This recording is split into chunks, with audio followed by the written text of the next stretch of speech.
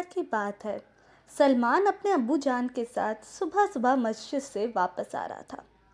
तभी उसके अब्बा जान को रास्ते में उनके करीबी दोस्त जफ़र खान मिल जाते हैं।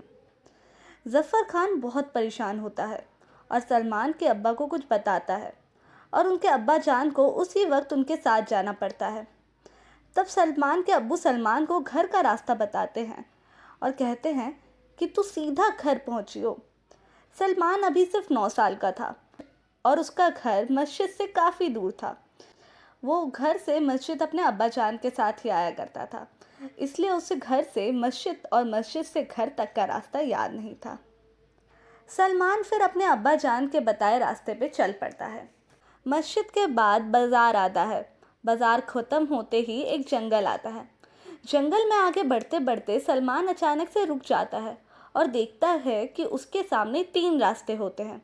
वो बहुत कंफ्यूज्ड हो जाता है कि अब इन तीनों में से कोई एक रास्ता कैसे चूज़ करे। तभी उसे एक आवाज़ आती है। वो इधर उधर देखता है और उसे दिखता है कि एक विशालकाय पेड़ उससे कहता है, बच्चे, लगता है तू रास्ता भटक गया है, पर मेरी बात सुन, तेरे सामने हैं जादुई 3 रास्ते, तीनों में से कोई एक रास्ता चुनना होगा। तब सलमान पूछता है कि इन तीनों रास्ते में क्या है। तब वो पेड़ कहता है, इन तीनों रास्तों में पहले रास्ते में एक बहुत ही विशालकाय घर है खिलौने का, जिसमें तुझे अपने पसंदीदा खिलौने मिलेंगे। वहीं दूसरे रास्ते में जाने से तुम्हें एक विशालकाय घर मिलेगा जो कि ढेर सारे खानों से भरा हुआ है। तुम्हारे फेवरेट पिज्ज़ा, बर्गर सब मिलेगा तुम्हें।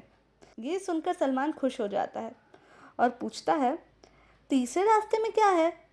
तब वो पेड़ कहता है, तीसरे रास्ते में तुम्हारे अब्बू अम्मी मिलेंगे तुम्हें, पर वो गरीब हो चुके होंगे, इसलिए सोच समझ कर चुनना अपनी पसंद का रास्ता, जिससे तुम्हारे सारे सपने सच हो सके।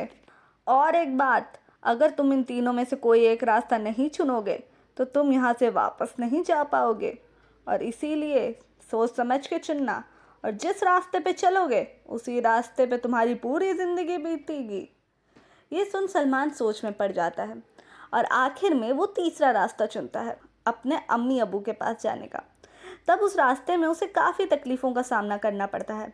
कभी आग की लपटों को पार करता है तो वो कभी पानी के चौड़े झरने को पार करता है, तो कभी झाड़ियों से गुजरना पड़ता है। आखिरकार जब वो अपने अम्मी अबू के पास पहुंचता है, वो देखता है कि वो एक छोटी सी कुटिया में बैठे हुए हैं और वो बहुत गरीब हो चुके हैं।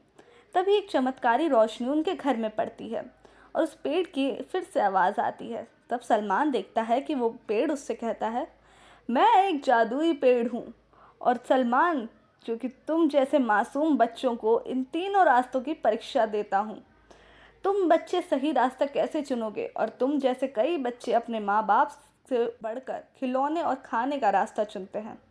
सलमान, तुम वो पहले बच्चे हो जिसने अपने माँ बाप को चुना है, इसलिए असलियत में तो तुम ही जीते हो।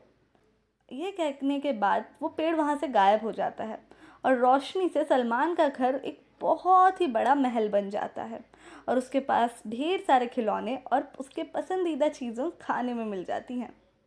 इसलिए ज़िंदगी में चाहे कुछ भी हो जाए, तकलीफ़ें कितनी भी आए, पर शॉर्टकट मत चुनो और हमेशा सही और अपने माँ बाप को चुनो।